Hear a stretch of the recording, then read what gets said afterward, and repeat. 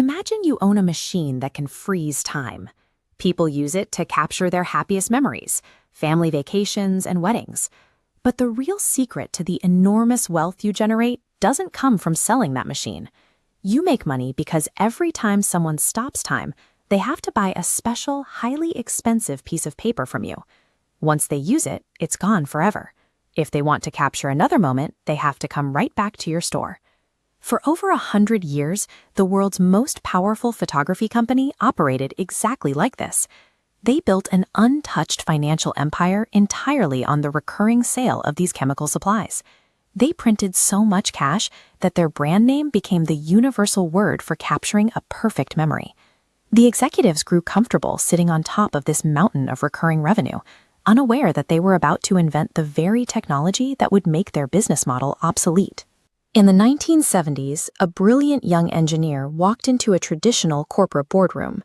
He brought a strange invention from the research labs with him. He placed a heavy, bizarre-looking box of metal and exposed wires on the table. But this heavy box was the world's first digital camera, recording the image completely on digital tape without using expensive chemical film. The engineer informed his bosses that one day, the world would no longer need to buy chemical film. The executives did not react with excitement. They realized that if people stopped buying their expensive paper and chemicals, their entire multi-billion-dollar empire would collapse.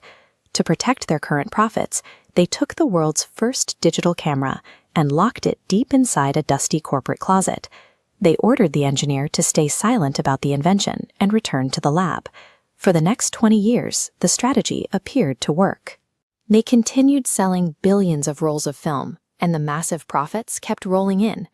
The executives convinced themselves that consumers would always prefer a physical, chemical photograph, even as computer components became smaller and more affordable.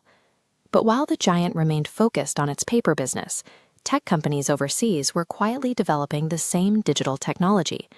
These rivals had no massive chemical film infrastructure to protect.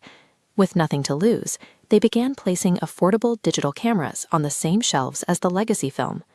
Consumers were suddenly presented with a new financial reality. They could continue paying for every single mistake captured on chemical film, or they could take hundreds of digital photos and delete the failures for $0. The appeal of the expensive chemical paper vanished. The public moved toward the digital format, and the empire's cash reserves began to drain as global market share shifted. The executives realized the digital shift was unavoidable, and they were losing the market they had once controlled. However, they still held a significant advantage. Because of their early research, they owned the legal patents for digital photography. They opened the closet, pulled out the old plans, and invested billions of dollars to manufacture their own digital cameras.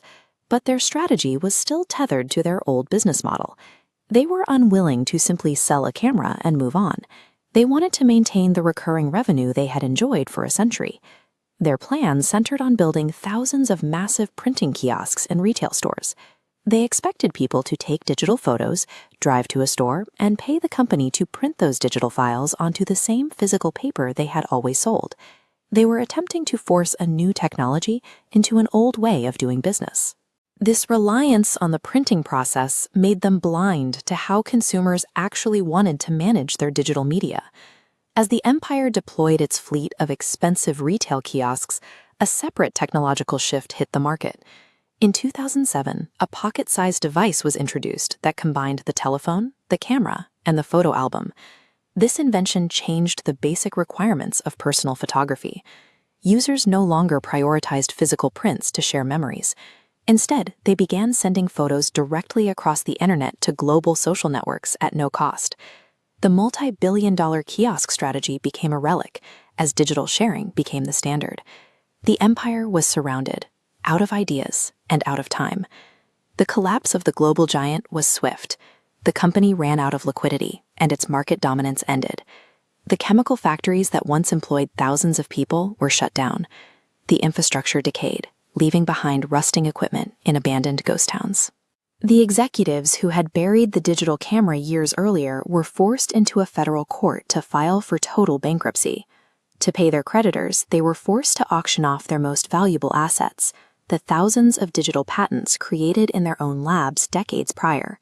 The empires sold the foundation of the digital world to the companies that had rendered their business model obsolete. They held the blueprints for the next century, but remained anchored to the profits of the last one until it was too late.